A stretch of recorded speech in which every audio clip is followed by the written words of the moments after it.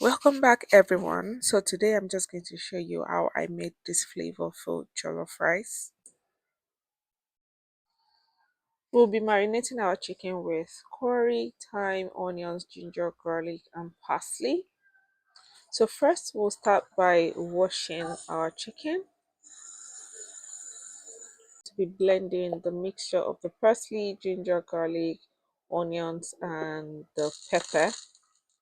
So here I'm just going to be adding all of those ingredients like the onion, curry, thyme, then also the seasoning. So this is just a mixture of the pepper and all other ingredients that I blended initially. For jollof rice base, I'll be using the red bell pepper, tomatoes and the scotch bonnet pepper, which is atarodo. So firstly I'm going to be removing the seeds and also the skin. So this is just to avoid or ensure that our jollof rice doesn't taste bitter.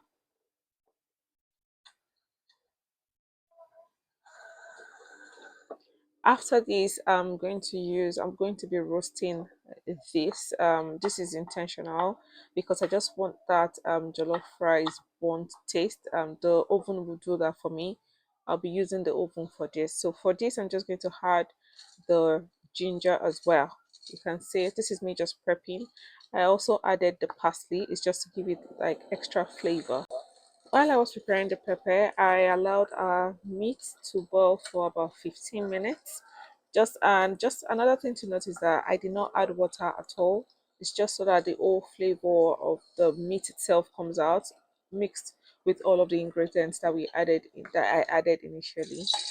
Next, I'll start to fry my chicken. You can use the air fryer in this case, but for me, for today, I decided to choose to use the pot itself to fry the chicken. So while the chicken is frying as well, I'll start to prepare my rice.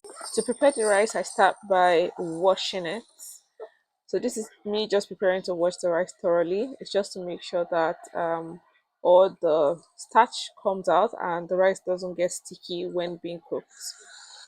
Once the water is clear like this, you know that you're ready to start to cook, and make sure that you dry out the water as well. At this point, my chicken is all ready and I'll just be separating it into another bowl.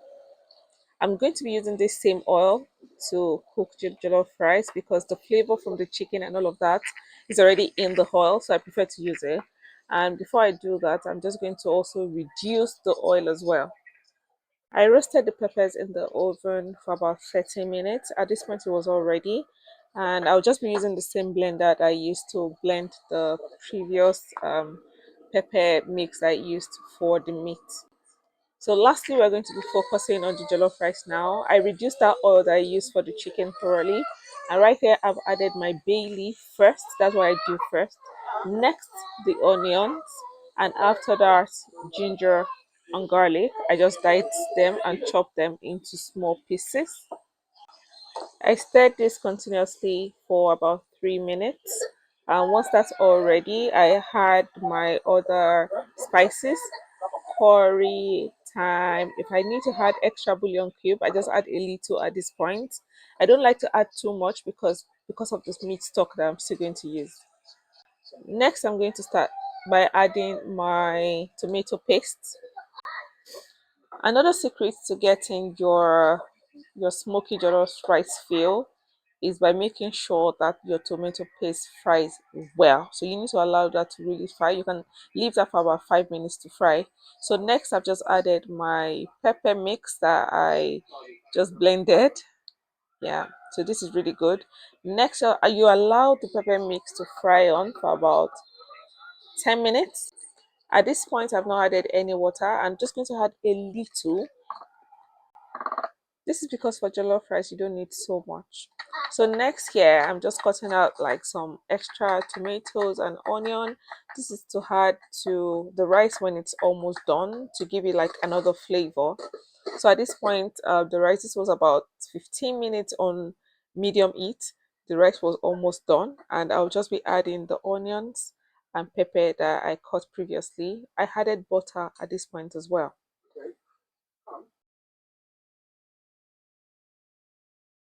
Right now, just continue to mix like I'm doing. If you can look at it, the color is already really red. This is because of our combination of our mixture and the fact that I allowed the pepper mix to fry for a bit just before I added the rice. Another secret to having like your flavorful party kind of feel for your jollof rice is after you've done this, you leave it on a low heat and allow the jollof rice to be on the cooker for the next 10, 15, 20 minutes. It all depends on you, especially if you also like it dry. You leave it on there, the jollof rice is going to come out perfect. I love to turn the jollof rice. You can see it's so red and it feels good. I'm still going to leave it on. Yeah, I'll cover it back at this right.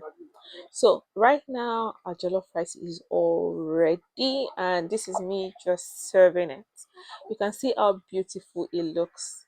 What are you planning to cook for Christmas? Do you plan to have jollof rice on your menu? Let me know in the comment section. And guys, don't forget, please like, share, and subscribe. Thank you so much. And I wish you a Merry Christmas. Bye.